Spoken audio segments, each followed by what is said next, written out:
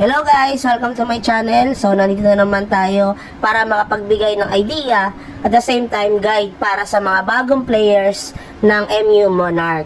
Ang content na to ay para doon sa sagot ng isa nating kasama na si paring Alex. Sabi niya dito, pa-request daw ng content mga secret boss sa mga map. Siguro bagong players lang sila, no? Sabi niya nasa Tarkan pa lang siya. So sisimulan natin sa Tarkan para sa mga susunod na mga maps na mapupuntahan niya. Alam niya na agad kung saan yung mga secret bosses, RB na tinatawag, mga red boss. So simulan na natin guys. Unahin natin sa Tarkan. Anyway, thank you sa idea dito Kuya Alex o paring Alex. So dito sa Tarkan 1, meron ditong isang boss. So pupuntahan natin siya. So, i-screenshot din natin mamaya yung kung saan yung pinaka-location niya at kung ano itsura ng boss para kahit papano meron na kayong idea agad kung saan kayo pupunta. If ever nawala yung mga visible boss dito, yung mga visible na red bosses. So, hinahanap natin. Minsan, matagal na kasi ito kaya hindi ko na siya masyadong maalala. Pero nandito lang yan sa Gedli. Ayan. So, nandito siya guys. Okay, screenshot natin. Pakita ko sa inyo. Yan. Basta nandyan lang siya sa mga gilid-gilid, no? Kasi naglalakad yung boss na hindi naman yan naka-stay put, eh. Pero malapit lang dyan sa mga part na yan. So, tandaan nyo na lang guys, no? Para alam nyo na agad kung saan kayo pupunta. So, patayin lang natin itong red boss na to para... Pero wala nang drop ito, eh. Kasi yung mataas na yung level natin. So, punta naman tayo sa Tarkan 2 kung saan dito yung nakapwesto yung red boss. Medyo matagal na kasi tayong huling nakapunta dito. So, inaalala pa natin kung saan ba sila nakapwesto. Pero, marirecall natin yan. Yung iba kasi, inikutan ko na nung nakaraan eh. So, nandito yung second boss or yung sa Tarkan 2 na boss. So, malapit lang din kasi siya. Gumamit na lang kayo nung TP para kayo ay makapunta agad dito. Anyways, ipakita ko sa inyo kung saan yung location niya. Ayan. So, ini-screenshot natin siya tapos para makita nyo rin at saka matandaan nyo kung saan ba dito talaga nakapesto yung red boss.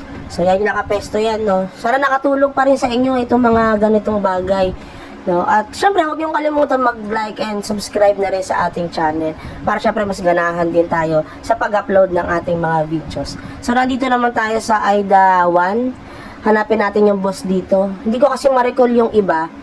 Pero nandito yung red boss. Yan, check natin guys, no? Sa taas lang siya.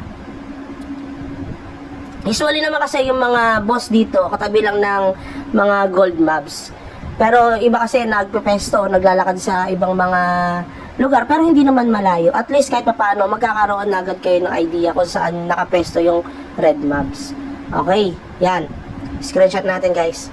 Ngayon, yung mga makakapanood nito, kung kayo ay mga bagong players dito sa MU Monarch, advantage na to kasi alam nyo na agad kung saan yung mga red boss. Ako kasi, nung bagong player ako, hindi ko kasi alam ito. So, nakakasalubong ka lang to, no, na doon ko lang nalalaman na, ay, meron palang red mobs or red boss. Akala ko kasi pag napatay na yung red boss, wala na.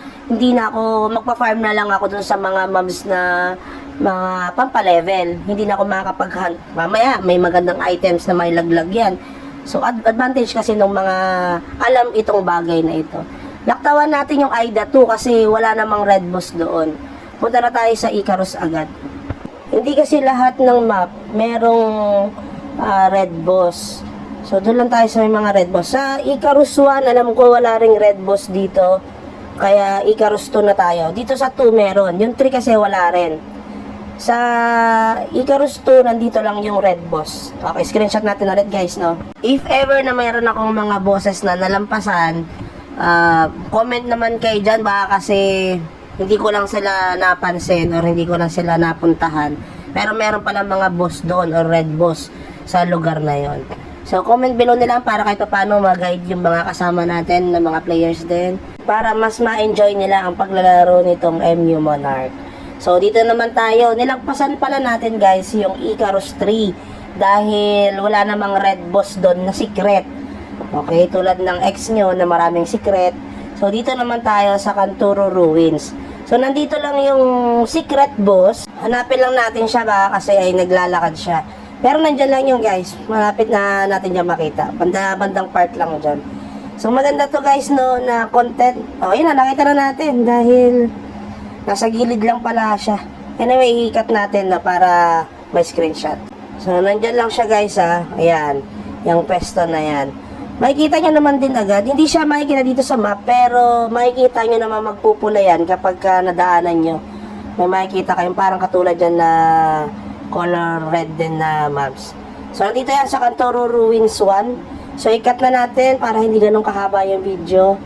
So, doon tayo sa Cantoro Ruins 2. Mas madali kasi doon. Ayun, kinat na natin. Punta na tayo dito sa Cantoro Ruins 2. So, nandito sa Ruins 2 na to, nasa bungad lang siya. Hindi tayo ganun mahihirapan sa paghanap nitong secret boss. Ayan, katabi lang siya ng gold mobs.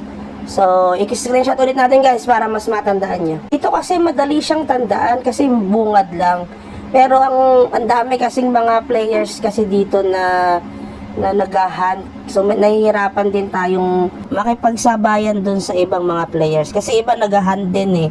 Kasi during that time, marami pa mga active sa amin. Ngayon, parang kalahati na lang. Kaya halos maubos yung mga mobs na makikita mo dito. So, yung mga secret boss na hindi alam na merong secret dito, eh, hindi nila yun napupuntahan. So, advantage natin yung guys, no? So, lipat na tayo sa another map.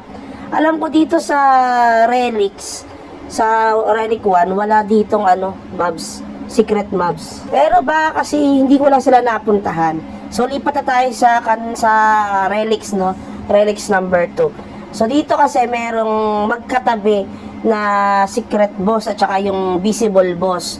So, medyo mahirap patayin to, lalo kung sa level natin. Dahil nga magkatabi sila. So, malaki ang bawas sa atin. So, ito na. Ikat muna natin. Yan. Para mas matandaan nyo kung saan ba talaga nakalocate yung mga secret boss natin. So, ngayon, napatay yung dalawang mobs dito. Siguro may nagpa-farm pa rin. Kasi may mga lobbies pa rin kami sa panahon ngayon, no? Sa level namin na 400 plus. Yung mga iba sa amin, parang 300 plus pa lang din. Kasi medyo nauna kami maglaro. So, dito naman tayo sa Rakyon. Ang hirap dito, sobra. Nung pagpunta namin dito, ng mga 300 kami, hindi kami agad makapatay. Ito na rin yung time na kailangan mo na mag-quest ng combo mo. So, kailangan kaming naka-shield dyan kasi ang tigas kahit yung red mobs ay yung gold mobs. So, ang hirap niyang patayin. Tapos, ang laki ng bawas sa'yo. Hindi mo siya matatangke. So, ang ginagawa namin, nag-shield kami dito. So, screenshot natin. Ito yung red boss dito sa, secret boss dito sa Rakyon 1. Oh, kita nyo, patay na naman yung secret boss dito.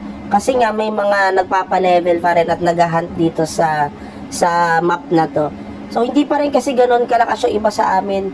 At nadidelay naman din yung iba dahil nga busy rin sa trabaho at may mga prior commitments.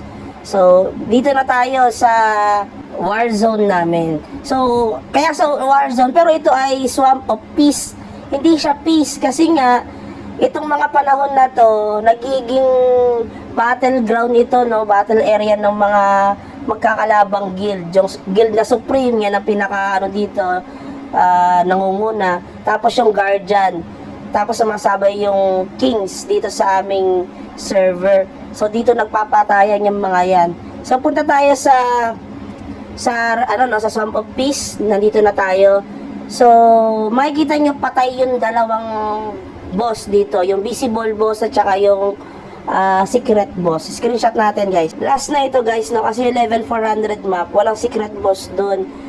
Tapos, sa Rakyon 3 at saka sa 2, walang secret boss din doon. So, ito lang yung may mga secret boss. Sana nakatulong ito, guys, sa mga bagong players natin. Huwag nyo kalimutan mag-subscribe at the same time, manood naman, tapusin nyo at mag-comment sa ating mga videos. Maraming salamat. Thank you and have a good day. Bye-bye.